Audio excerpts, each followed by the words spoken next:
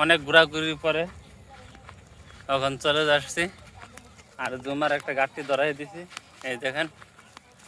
আর আর আমি আর ব্যাগ নিছি, আর আমরা দুইজন যাইতেছি। আর এদিকে দেখেন প্রিন্স আগে আগে যাইতেছে, খুব ভালো লাগতেছে।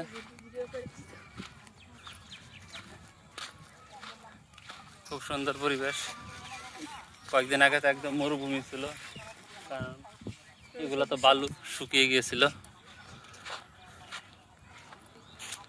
দেখেন এই সাইডে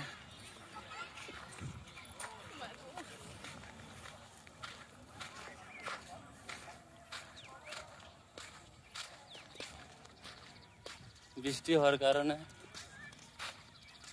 দেখেন ঘাস হয়ে গেছে চারিদিকে, আর ঘাস হওয়ার কারণে খুব সবুজ দেখাচ্ছে।